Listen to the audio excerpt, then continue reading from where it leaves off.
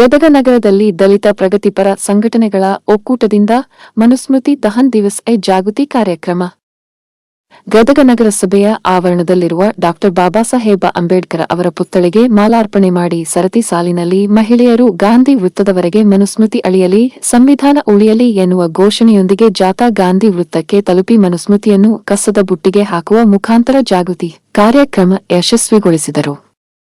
ಈ ಸಂದರ್ಭದಲ್ಲಿ ಈ ನಾಡಿನ ಬಂಡಾಯ ಸಾಹಿತಿಗಳಾದ ಬಸವರಾಜ ಸೂಳಿಬಾವಿ, ಎಸ್.ಎನ್. ಬಳ್ಳಾರಿ, ಅಶೋಕ ಬರಗುಂಡಿ, ಶೇಖಣ್ಣ ಕವಳಿಕಾಯಿ, ಅರ್ಜುನ ಗೊಳಸಂಗಿ, ಬಾಲರಾಜ್ ಅರಬರ, ಆನಂದ ಶಿಂಗಾಡಿ, ಶರೀಫ ಬಿಳೆಯಲಿ, ಮುತ್ತು ಬಿಳೆಯಲಿ, ಬನಹಟ್ಟಿಯ ಸಾವಿತ್ರಿಬಾಯಿ ಪುಲೆ ಮಹಿಳಾ ಸಂಘ, ವನಕೆ ಓಬವ್ವ ಮಹಿಳಾ ಸಂಘ, ಯಾವಗಲ್ ರಮಾಬಾಯಿ ಮಹಿಳಾ ಸಂಘ, ಕಳಸಾಪುರ ಎಲ್ಲ ಮಹಿಳಾ ಸದಸ್ಯರು ಹಾಜರಿದ್ದರು.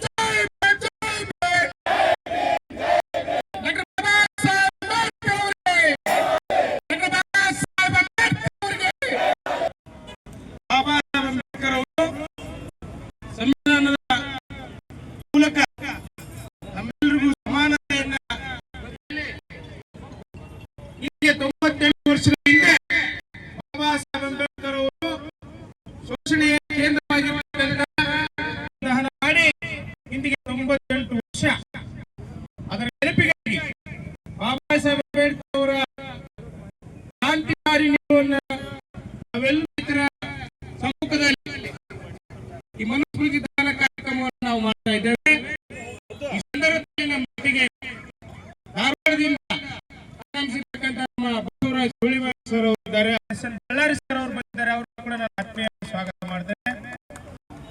ಪ್ರಗತಿಪರ ಚಿಂತಕರಾಗಿರ್ತಕ್ಕಂಥ ಬರುಡಿ ಅವರ ಜೊತೆಗಿದ್ದಾರೆ, ಅವ್ರನ್ನು ಕೂಡ ನಾನು ಸ್ವಾಗತ ಮಾಡ್ತೇನೆ. ಶೆಟ್ಟಣ್ಣ ಕವಿಕಾಯಿ ಅವರು ನಮ್ಮ ಜೊತೆಗಿದ್ದಾರೆ, ಅವ್ರನ್ನು ಕೂಡ ಸ್ವಾಗತ ಮಾಡ್ತೇನೆ. ದಲಿತ ಮುಖಂಡರಾಗಿದ್ದಾರೆ, ಆನಂದ್ ಅಂಗಾಡಿ ಇದ್ದಾರೆ, ದರ್ಬಾರ್ ಇದ್ದಾರೆ, ಶಂಭು ಕಾಳೆ ಅವರಿದ್ದಾರೆ, ನಮ್ಮ ಹಿರಿಯರಾಗಿರ್ತಕ್ಕಂಥ ಪೂಜಾ ಸರ್ ಅವರಿದ್ದಾರೆ, ಮಾತಣ್ಣ. ಬೇರೆ ಗ್ರಂಥಗಳನ್ನ ಯಾಕೆ ಸುಡಲಿಲ್ಲ ಅನ್ನುವಂಥದ್ದು ನೋಡಿದ್ರೆ ಮನುಸ್ಮೃತಿ ಎಲ್ಲವನ್ನ ಹಿಡಿದಿಟ್ಟಿತ್ತು. ಅಸಮಾನತೆಯನ್ನ, ಮಹಿಳಾ ಅಸಮಾನತೆಯನ್ನ ಎತ್ತಿ ಹಿಡಿರುವಂತ ಗ್ರಂಥ ಯಾವ್ದಾದ್ರು ಇದ್ರೆ ಅದು ಮನುಸ್ಮೃತಿ. ಆ ಕಾರಣಕ್ಕೆ ಏನು ಮನುಸ್ಮೃತಿಯನ್ನ ಸುಟ್ಟು ಅನ್ನೋದನ್ನ ಗಮನಿಸಬೇಕು. ಹಾಗೆ ನೋಡಿದ್ರೆ ನಾವು ಆ ಮನುಸ್ಮೃತಿಯನ್ನ ಸುಡುವುದು ಅಂತಂದ್ರೆ ಅದು ಭಗವದ್ಗೀತೆಯನ್ನೇ ಸುಟ್ಟ ಹಾಗೇನೆ. ಅದು ಭಗವದ್ಗೀತೆನ ಅದೇ ಮನೋಧರ್ಮದಿಂದ ಕೂಡಿರುವಂಥದ್ದು ಅನ್ನೋದನ್ನ ನಾವು ನೋಡ್ತಾ ಇದ್ದೀವಿ. ಹೀಗಾಗಿ ಇಷ್ಟೆಲ್ಲ ಅಸಮಾನತೆಯನ್ನ ತೊಡೆದು ಹಾಕೋದಕ್ಕಾಗಿ ಬಾಬಾ ಸಾಹೇಬರು 1927 ಮನುಸ್ಮೃತಿಯನ್ನು ಸುಟ್ಟಾಕಿದ್ರು ಅನ್ನೋದು ನೋಡ್ತಾ ಇದ್ದೇವೆ. ಅದ್ರ ಸಂಕೇತ ಅಂತಂದ್ರೆ ಈ ದೇಶದೊಳಗೆ ಸಮಾನತೆ ಬರಬೇಕು ಅಂತೇಳಿ, ಎಲ್ಲ ಮನುಷ್ಯರ ನಡುವೆ ಸಮಾನತೆ ಬರಬೇಕು ಅಂತೇಳಿ, ಗಂಡು ಹೆಣ್ಣಿನ ನಡುವೆ ಸಮಾನತೆ ಬರಬೇಕು ಅಂತೇಳಿ ಈ ಯೋಚನೆ ನಾವು ಈ ದೇಶಕ್ಕೆ ಸಂವಿಧಾನ ಜಾರಿಗೆ ಬಂದಿರುವಂತ ಸಂದರ್ಭದೊಳಗೆ ನೆನಪಿಸ್ಕೊಳ್ತೇವೆ. ಈ ಸಂವಿಧಾನ ಬರೆಯೋದ್ರ ಮೂಲಕ ಬಾಬಾ ಸಾಹೇಬರು ಅದನ್ನ ಜಾರಿ ಮಾಡಿದ್ರು ಅಂತ ಅನ್ಕೊಳ್ತೀವಿ. ಅವ್ರ ಆಲೋಚನೆ 1927 ಹಾಕಿದ್ದು ಅನ್ನೋದು ನಾವು ಯೋಚನೆ ಮಾಡಬೇಕು. ಆದ್ರೆ ಈ ವಿಚಾರಕ್ಕೆ ಬೆಂಬಲ ಕೊಟ್ಟಂತವ್ರು ಯಾರು ಅಂತಂದ್ರೆ ನಮಗೆ ಆಶ್ಚರ್ಯ ಅನಿಸಬಹುದು. 1927 ಮಹಾಟ್ನಲ್ಲಿ ಸಮಾವೇಶ ಆಯ್ತಲ್ಲ, ಆ ಸಮಾವೇಶದೊಳಗಡೆ ಮನುಸ್ಮೃತಿಯನ್ನು ದಹನ ಮಾಡಲಿಕ್ಕೆ ತರಾವ್ ಮಂಡನೆ ಮಾಡಿದಂಥವ್ರು ಒಬ್ಬ ಬ್ರಾಹ್ಮಣರು, ಚಿತ್ತಭಾವನ ಬ್ರಾಹ್ಮಣರು, GN ಸಹಸ್ರಬುದ್ಧಿ ಅನ್ನುವಂಥವ್ರು ಈ ಮನುಸ್ಮೃತಿಯನ್ನು ಸುಡಬೇಕು ಅಂತೇಳಿ ತರಾವ್ ಪಾಸ್ ಮಾಡಿದ್ರು. ಅದನ್ನ ಅನುಮೋದನೆ ಮಾಡಿದವರು ರಾಜಬೋಧೆ ಅಂತ, PN ರಾಜಬೋಧೆ ಅನ್ನುವಂಥವ್ರು. ಈ ಸಹಸ್ರಬುದ್ಧಿ ಅವರು ಮುಂದೆ ಅಂಬೇಡ್ಕರ್ ಅವರು ಏನ್ ಜನತಾ ಪತ್ರಿಕೆಯನ್ನು ಆರಂಭ ಮಾಡಿದ್ರಲ್ಲ, ಅದು ಸಂಪಾದಕರಾಗಿದ್ರು. ಆಮೇಲೆ ಈ PN ರಾಜಬೋಧೆ ಅದಾರಲ್ಲ, ಅವರು ಮುಂದೆ 1947 ಏನು all India schedule caste federation ಶುರು ಆಯ್ತಲ್ಲ, ಆ ಫೆಡರೇಷನ್ ಜವಾಬ್ದಾರಿ ಹೊತ್ಕೊಂಡಿರ್ತಕ್ಕಂಥವ್ರು ಅನ್ನೋದು ನೋಡ್ತಾ ಇದ್ರು. ಅಂದ್ರೆ ಬಾಬಾ ಸಾಹೇಬ್ರ ಜೊತೆಗೆ ಎಲ್ಲ ವರ್ಗದ ಜನ ಇದ್ರು, ಬ್ರಾಹ್ಮಣರಿದ್ರು, ಉಳಿದವರಿದ್ರು, ಎಲ್ಲರೂ ಕೂಡ ಇದ್ರು. ಅವರು ಸಮಾನತೆಯನ್ನ ಎತ್ತಿ ಹಿಡಿತಕ್ಕಂತ ಬಾಬಾ ಸಾಹೇಬ್ರ ಬೆನ್ನಲಿಗಿದ್ರು. ಅವರೆಲ್ಲರೂ ಸೇರಿ ಇವ್ರು ಸುಟ್ಟಾಕಿರುವಂಥದ್ದು. ಬರೇ ಬಾಬಾ ಸಾಹೇಬ್ರ ಮಾತ್ರ ಅಲ್ಲ, ಎಲ್ಲ ಜನವರ್ಗದವರು ಈ ತರ ಅಸಮಾನತೆಯನ್ನ ಪ್ರತಿಪಾದನೆ ಮಾಡ್ತಕ್ಕಂಥ ಗ್ರಂಥ ಯಾವುದಿದೆಯೋ ಅದನ್ನು ಸುಡುವಂತ ಕೆಲಸಗಳನ್ನ ಮಾಡಿದ್ರು ಅನ್ನೋದನ್ನ ನಾವು ನೆನಪಿಸ್ಕೊಳ್ಬೇಕು.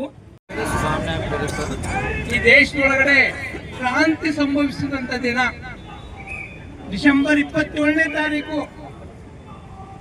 ಏನ್ ಬಾಬಾ ಸಾಹೇಬ್ರು ಮನುಸ್ಮೃತಿಯನ್ನು ಸುಟ್ರು ಅಲ್ಲ, ನಾವು ಮನುಸ್ಮೃತಿಯನ್ನು ಸುಟ್ರು ಅಂತ ಹೇಳ್ತೇವೆ, ಆದ್ರೆ ನಿಜವಾಗಿ ಅವ್ರು ಸುಟ್ಟದ್ದು ಈ ದೇಶದ ಅಸಮಾನತೆಯನ್ನು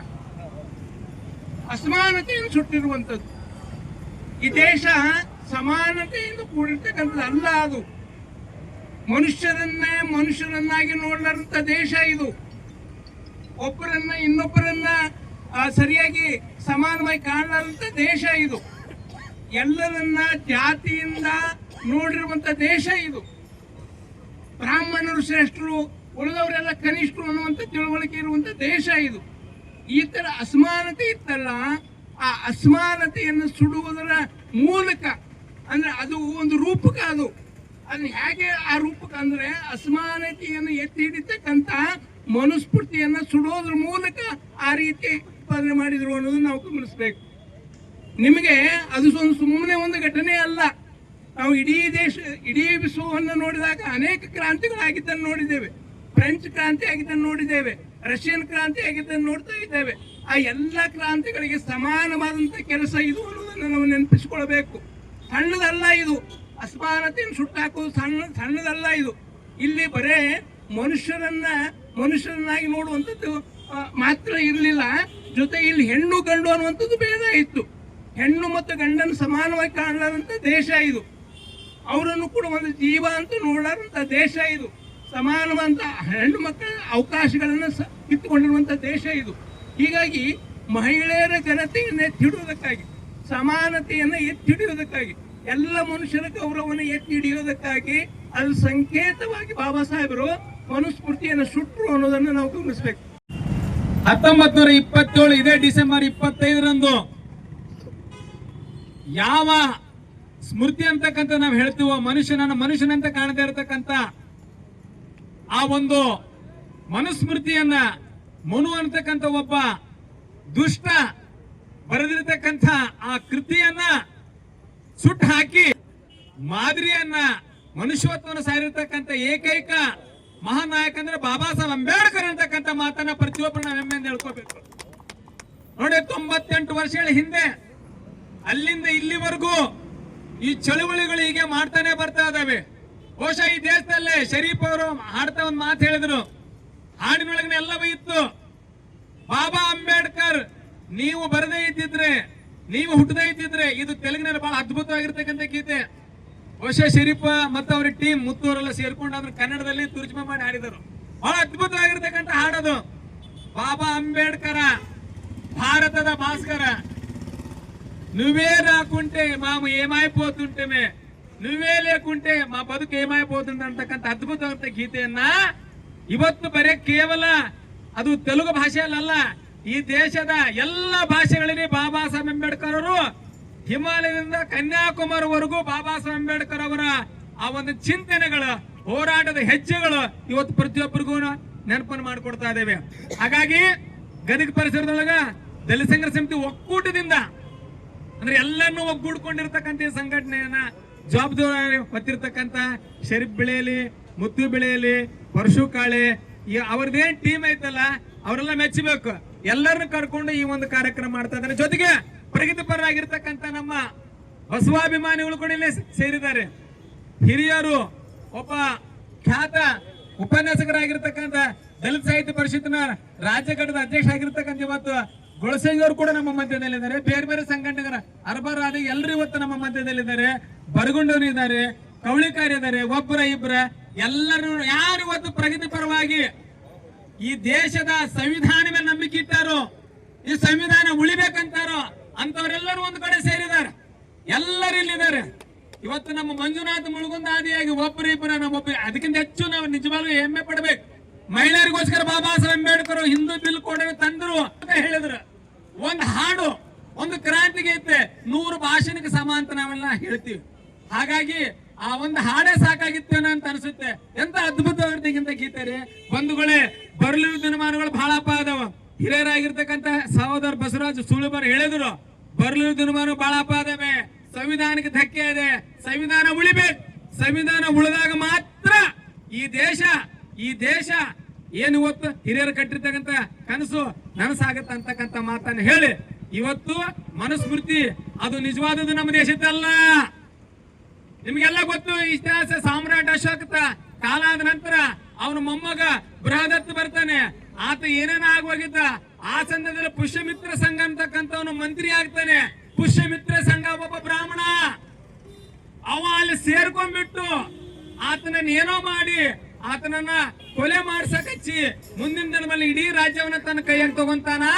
ಆ ತಗೊಂಡ ಆ ಸಂದರ್ಭದಲ್ಲಿ ಇವು ಬರ್ತಾನ ನೋಡ್ರಿ ದುಷ್ಟ ಮನು ಬರ್ತಾನಲ್ಲೇ, ಮನು ಎಂಟ್ರಿ ಹೊಡಿತಾನ. ಮನು ಎಂಟ್ರಿ ಹೊಡೆದು ಆ ಸ್ಮೃತಿಯನ್ನು ಬರ್ತಾನೆ. ಆ ಒಂದು ಅವ್ರದಾಗಿದ್ದ ಒಂದು ಸಂವಿಧಾನ ಬರ್ತಾನೆ. ಅದೇ ಇವತ್ತು ಮನುಸ್ಮೃತಿ ಏನು ಬರಿತಾನ್ರಿ, ಮನುಷ್ಯನಂತ ಕಾಣದೇ ಇರ್ತಕ್ಕಂಥ ಒಂದು ವರ್ಗವನ್ನ ಕಟ್ಟ ಕಡೆ ಕೀಳಾಗಿ ಕಾಣ್ತಾನ. ಅದನ್ನು ಓದ್ಬಿಟ್ರೆ ಭಯಾನಕ ಅನಿಸುತ್ತೆ.